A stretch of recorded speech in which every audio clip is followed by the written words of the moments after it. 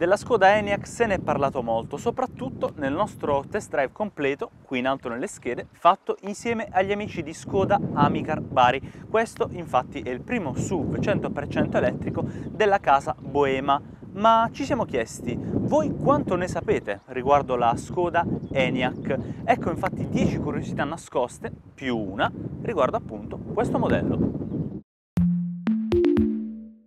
Partiamo dalla prima curiosità, forse la più palese, perché il nome Enyaq cosa vuol dire? Con questa Q finale che troviamo tra l'altro in moltissimi dei modelli a ruote alte di Skoda, come la Kamiq, la Karoq, la Kodiaq, insomma, avete capito voi.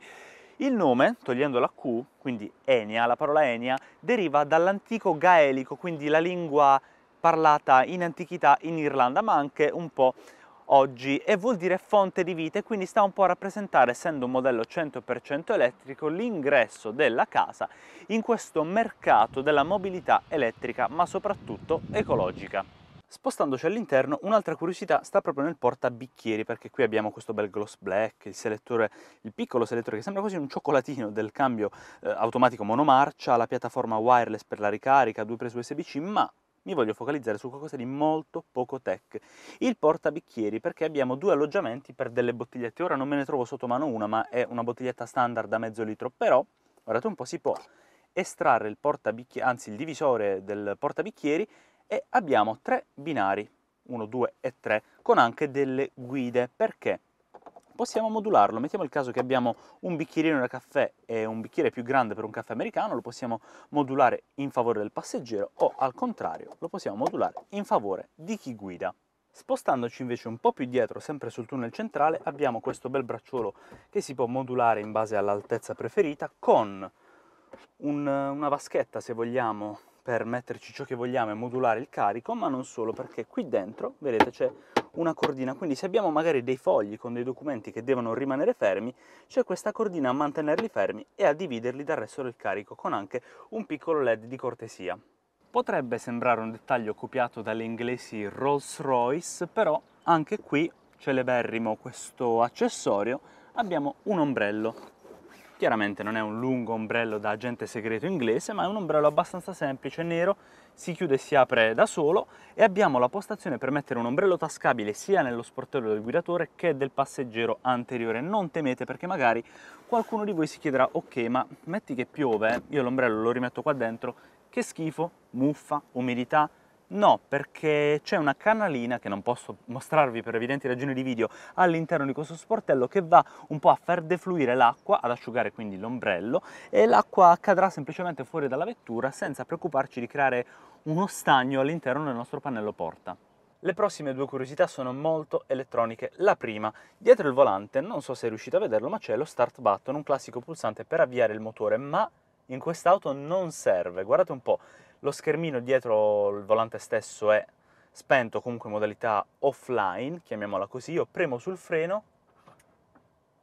la macchina è accesa. Metto in drive, faccio 2 metri, mi sto muovendo a 1 km/h, 2, e funziona. Stessa cosa, io vado in retro, c'è l'auto hold, col petto sull'acceleratore, faccio un paio di metri, 2 km/h, mi fermo, piede sul freno, metto l'e-brake, alzo il piede e la macchina si spegne da sola, non devo fare nient'altro. L'altra curiosità invece, sempre elettronica, è questa. Magari riaccendiamo la vettura, ve lo faccio vedere a macchina accesa. Guardate un po', questo è il grande display da 13 pollici gigante dell'infotainment. Se vi dicessi che c'è un segreto, diciamo così, perché adesso è così, ma riconosce quando mi sto avvicinando a lui con uno specifico sensore di prossimità. Guardate un po'. Io non ho toccato, si è attivata questa barra inferiore, che altrimenti sarebbe nascosta, guardate un po', collassa quando non mi avvicino, quando mi allontano, mi avvicino ed esce scritto home, e soprattutto riconosce anche dove sto per andare a cliccare. Io non ho ancora toccato home, mi dà delle onde che fanno capire che sto per cliccare su home, o ancora su menu. Effettivamente poi clicco, si accende di verde, ed è fatta.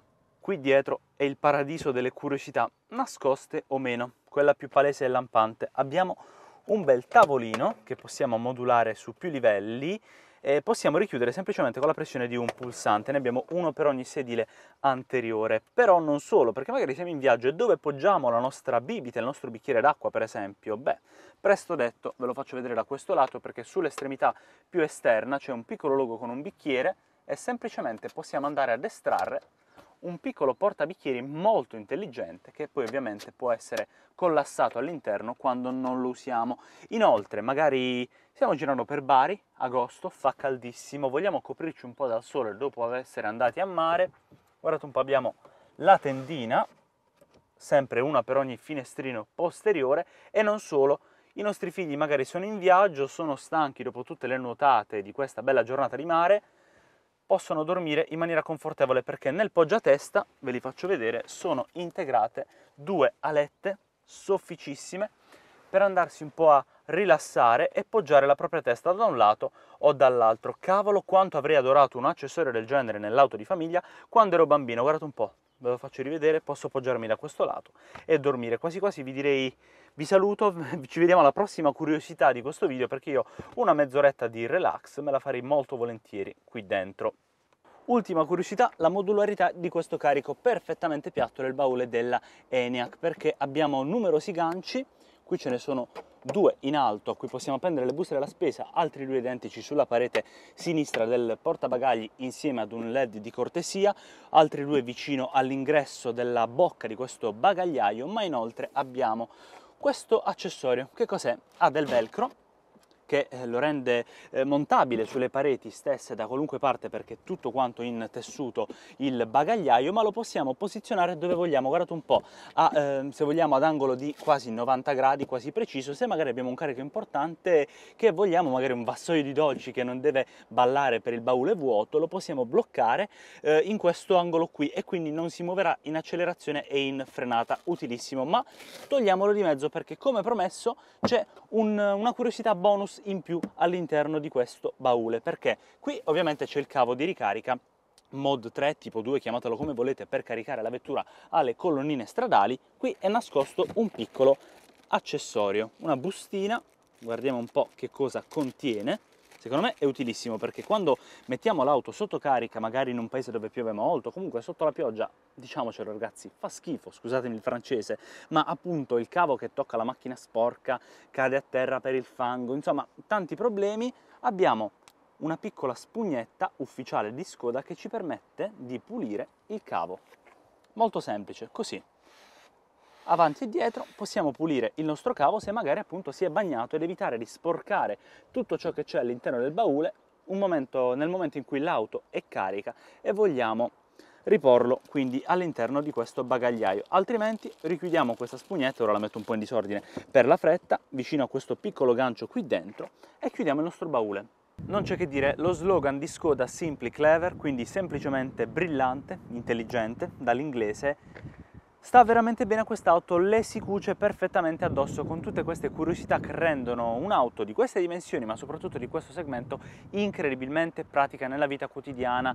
Parlo per esperienza personale perché in questi giorni ce la siamo goduta grazie agli amici di Skoda Amicar. Ora voglio sapere quali sono i vostri pensieri qui sotto nei commenti, scriveteceli, e se abbiamo saltato qualche curiosità incredibilmente nascosta che però voi avete trovato magari provandola o guidandola nella vita quotidiana, se ne avete acquistata una, fateceli sapere ugualmente qui sotto nei commenti. Lasciateci un like se questo video vi è piaciuto, vi ha incuriosito, e cos'altro? Vi consiglio di iscrivervi al nostro canale, di cliccare sul campanello per ricevere tutti gli aggiornamenti dei nostri upload, e inoltre come fare per restare ulteriormente aggiornati col mondo delle auto ma anche delle moto a 360 gradi. Vi basta cercarci sul nostro sito internet www.wedrive.tv, e senza il www, semplicemente wedrive.tv, vi basterà cercarci per trovarci praticamente su tutte le piattaforme social che vi vengono in mente.